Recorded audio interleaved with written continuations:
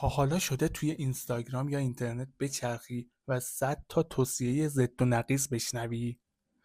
یکی میگه گوشت قرمز بخور، یکی میگه نخور، یکی میگه قهوه برای بدنت سمه، یکی میگه اکسیر جوانیه. توی این هیاهوی شایعات زرد پیدا کردن حقیقت علمی مثل سوزن توی انبار کاه میمونه. اما سلامتی شوخی نیست که تو بخوای با آزمون و خطا روش‌های عجیب رو روی بدنت تست کنی. بدن تو پیچیده ترین ماشین دنیاست و یه دفترچه راهنما داره. من محمدم، اینترن پزشکی، و اینجا فیوچر مدیکسه، جایی که تمام شایعات رو دور میریزیم و فقط با زبان رفرنس های معتبر پزشکی و مقالات روز دنیا صحبت میکنیم. من این کانال رو ساختم تا بهت بگم چطور تا جایی که ممکنه بدون قرص و دارو پزشک بدن خودت باشی.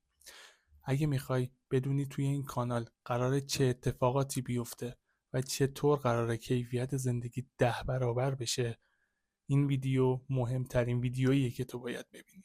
ببین رفیق، من هر روز توی بیمارستان با بیمارانی سر و کار دارم که اگه فقط 5 سال پیش چند تا نکته ساده راجع به تغذیه و سبک زندگیشون میدونستن، الان روی تخت بیمارستان دراز نکشیده بودن. رسالت من توی فیوچر مدیکس اینه: پیشگیری قبل از درمان. ما اینجا قرار نیست حرفای کلیشه‌ای بزنیم، مثلا بگیم سیب بخور تا سالم بمونی. ما اینجا قراره بایو هکینگ علمی یاد بگیریم. یعنی چی؟ یعنی قراره یاد بگیریم چطور با این 3 تا تیتری که میگم بدنمون رو تبدیل کنیم به یک ماشین چربی سوزی پر انرژی و سالم. تیتر اول: تنظیم هورمون‌های بدنمون مثل انسولین و کورتیزول. تیتر دوم: اصلاح سوخت بدنمون با تغذیه و تکنیک‌هایی مثل فستینگ. و مورد سوم: آپدیت کردن مغزمون با خواب و مدیتیشنه. بذارید یه چیزی رو همین اول روشن کنیم. پزشکی مدرن یه معجزه است. اگر کسی خدایی نکرده تصادف کنه یا دچار عفونت‌های شدید بشه، بیمارستان و همکاران عزیزم جونش رو نجات میدن و این فوق‌العاده است. اما یه حلقه گم شده توی سلامتی ما وجود داره. پزشکی کلاسیک توی درمان بیماری‌های حاد عالی عمل میکنه، اما وقتی صحبت از بیماری‌های مزمن میشه، یعنی چیزهایی که ذره ذره با سبک زندگی اشتباه درست میشه، مثل دیابت، کبد چرب، خستگی دائمی و هزار تا چیز دیگه، اینجا فقط قرص و دارو کافی نیست. اینجا جاییه که فیوچر مدیکس وارد میشه. من اینجا نیستم که جای پزشک معالج شما رو بگیرم. من اینجام تا بهتون یاد بدم چطور با سبک زندگی سالمتر گذرتون کمتر به بیمارستان بیفته. هدف من توی این کانال اینه که قبل از اینکه کار به دارو و درمانهای تهاجمی تر بیفته، با علم تغذیه و فیزیولوژی بدنمون رو ایمن‌تر کنیم. پس ما بیشتر روی پیشگیری تمرکز میکنیم تا درمان راحت تر بشه.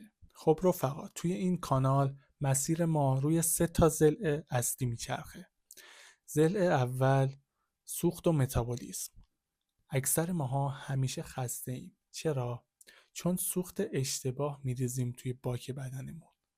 توی ویدیوهای آینده دقیقاً بهت نشون میدم که چطور با حذف قند و تکنیک فستینگ موتور خاموش شده چربی سوزی بدنت رو روشنش کنی. ضلع دوم: هورمون‌ها و استرس. شما میتونی بهترین رژیم رو داشته باشی، اما اگه هورمونی به اسم کورتیزول توی خونت بالا باشه، حتی اگه آب هم بخوری چاق میشی. توی این کانال یاد میگیریم چطور استرس رو به زانو در بیاریم. و اما میرسیم به ضلع سوم: ریکاوری مغز و بدن. خواب بیکیفیت و ذهن شلوغ قاتل تمرکز و انرژیته. ما اینجا یاد میگیریم که با اصلاح خواب و مدیتیشن علمی چطور مغزمون رو ریست فکتوری کنیم. شاید الان با خودت بگی من وقت ندارم هر روز 2 ساعت ورزش کنم یا پول مکمل های گرون رو ندارم. اما خبر خوب اینجاست که اصلا نیازی به این کارا نیست. فلسفه من توی این کانال قانون اثر مرکبه. بزرگترین تغییرات توی بدن با کارهای عجیب و غریب اتفاق نمیافتند. با کارهای کوچیک اما منظم اتفاق میافتند. حذف قند فقط در چای صبحانه، فقط 10 دقیقه پیاده روی بیشتر، فقط 5 دقیقه خوابیدن زودتر. شاید فکر کنی اینا تأثیری ندارن، اما در عرض 1 سال همین کارهای کوچیک چنان تأثیری میذارن که بیوشیمی خونت کاملا عوض میشه. من اینجام تا بهت بگم چطوری با کمترین هزینه و کمترین زمان بیشترین خروجی رو از بدنت بگیری. پس نترس، ما قرار نیست کار خیلی سختی بکنیم.